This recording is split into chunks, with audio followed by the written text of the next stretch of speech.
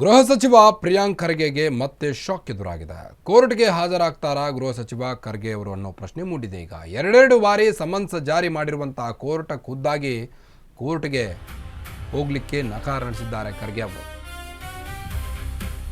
ಗೃಹ ಸಚಿವ ಪ್ರಿಯಾಂಕ್ ಖರ್ಗೆಗೆ ಮತ್ತೆ ಶಾಕ್ ಎದುರಾಗಿದೆ. ಕೋರ್ಟ್ಗೆ ಹಾಜರಾಗ್ತಾರಾ ಗೃಹ ಸಚಿವ ಖರ್ಗೆ ಅನ್ನೋ ಪ್ರಶ್ನೆ ಮೂಡ್ತಾ ಇದೆ. ಈಗ ಎರಡೆರಡು ಬಾರಿ ಸಮನ್ಸ್ ಜಾರಿ ಮಾಡಿರುವಂತಹ ಕೋರ್ಟ್ ಖುದ್ದಾಗಿ ಕೋರ್ಟ್ಗೆ ಹಾಜರಾಗಲು ಕೋರ್ಟ್ ಸೂಚನೆಯನ್ನು ನೀಡಿತ್ತು.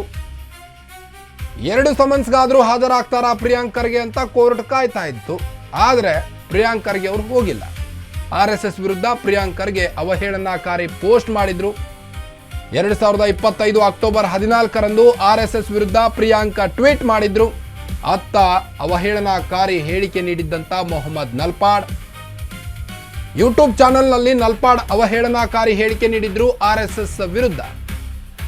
RSS ಕಾರ್ಯಕರ್ತ ತೇಜಸ್ ಗೌಡರಿಂದ ಖಾಸಗಿ ದೂರು ಕೂಡ ದಾಖಲಾಗಿತ್ತು. ಇಂಥ ಹೇಳಿಕೆಯಿಂದ ಸಂಘದ ಘನತೆಗೆ ಧಕ್ಕೆ ಅಂತ ದೂರನ್ನ ದಾಖಲಿಸಿದ್ರು. ಹೀಗಾಗಿ ಪ್ರಿಯಾಂಕ್ ಮತ್ತು ಮೊಹಮ್ಮದ್ ನಲ್ಪಾಡ್ಗೆ ಸಮನ್ಸ್ ಜಾರಿಯಾಗಿದೆ.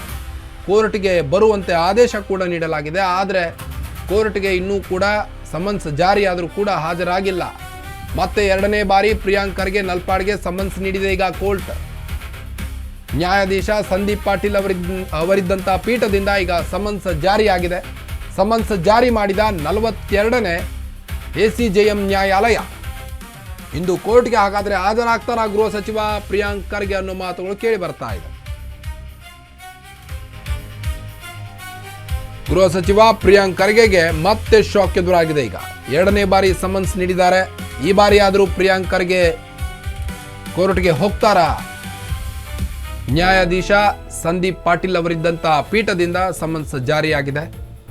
RSS ಬಗ್ಗೆ ಅವಹೇಳನಕಾರಿ ಹೇಳಿಕೆ ನೀಡಿದ್ರು ನಲ್ಪಾಡ್ ಅವರು, ಪ್ರಿಯಾಂಕ್ ಖರ್ಗೆ ಅವರು. ಹೀಗಾಗಿ RSS ಮುಖ್ಯಸ್ಥರೊಬ್ಬರು ಈ ಬಗ್ಗೆ ದೂರು ಕೂಡ ದಾಖಲಿಸಿದ್ರು. ಹೀಗೆ ನಾವು ಕೇಳಿದ್ದೀವಿ. ಇವಾಗ ಇದಿನ್ನ ಮೊದಲನೇ ಕೇಸ್ ರೀ. ಇದು ಒಂದು ಹೇಳ್ತೀನಿ ಕೇಳಿ, ಇನ್ನೂ ಒಂದು 4-5 ಕೇಸ್ ಹಾಕ್ತಾರೆ ನನ್ನ ಮೇಲೆ. ಯಾವುದಕ್ಕೂ ಮತ್ತೆ ನಾನು ಸ್ಟ್ಯಾಂಡರ್ಡ್ ಆಪ್ರೇಟಿಂಗ್ ಪ್ರೊಸೀಜರ್ಸ್ ಹೇಳ ನಿಮಗೆ. ಕೇಸ್ ಹಾಕ್ತಾರೆ, ಯಾವುದೋ ಒಂದು ಸುಳ್ಳು ವದಂತಿ ರಿಪೋರ್ಟ್ ಕ್ರಿಯೇಟ್ ಮಾಡ್ತಾರೆ, ಗವರ್ನರ್ ಹತ್ರ ಹೋಗ್ತಾರೆ, ಪ್ರಾಸಿಕ್ಯೂಷನಿಗೆ ಕೇಳ್ತಾರೆ. ಈಗಾಗಲೇ MHAದವರು, ಈಗಾಗಲೇ ನಮ್ಮ IT ದಾಖಲೆಗಳು. ಹೀಗೆ ನಾವು ಕೇಳಿದ್ದೀವಿ. ಇವಾಗ ಇದಿನ್ನ ಮೊದಲನೇ ಕೇಸ್ ರೀ. ಇದು ಒಂದು ಹೇಳ್ತೀನಿ ಕೇಳಿ, ಇನ್ನೂ ಒಂದು 4-5 ಕೇಸ್ ಹಾಕ್ತಾರೆ ನನ್ನ ಮೇಲೆ. ಯಾವುದಕ್ಕೂ ಮತ್ತೆ ನಾನು ಸ್ಟ್ಯಾಂಡರ್ಡ್ ಆಪ್ರೇಟಿಂಗ್ ಪ್ರೊಸೀಜರ್ಸ್ ಹೇಳ ನಿಮಗೆ. ಕೇಸ್ ಹಾಕ್ತಾರೆ, ಯಾವುದೋ ಒಂದು ಸುಳ್ಳು ವದಂತಿ ರಿಪೋರ್ಟ್ ಕ್ರಿಯೇಟ್ ಮಾಡ್ತಾರೆ, ಗವರ್ನರ್ ಹತ್ರ ಹೋಗ್ತಾರೆ, ಪ್ರಾಸಿಕ್ಯೂಷನಿಗೆ ಕೇಳ್ತಾರೆ. ಈಗಾಗಲೇ MHAದವರು, ಈಗಾಗಲೇ ನಮ್ಮ IT ದಾಖಲೆಗಳು. ಹೀಗೆ ನಾವು ಕೇಳಿದ್ದೀವಿ. ಇವಾಗ ಇದಿನ್ನ ಮೊದಲನೇ ಕೇಸ್ ರೀ.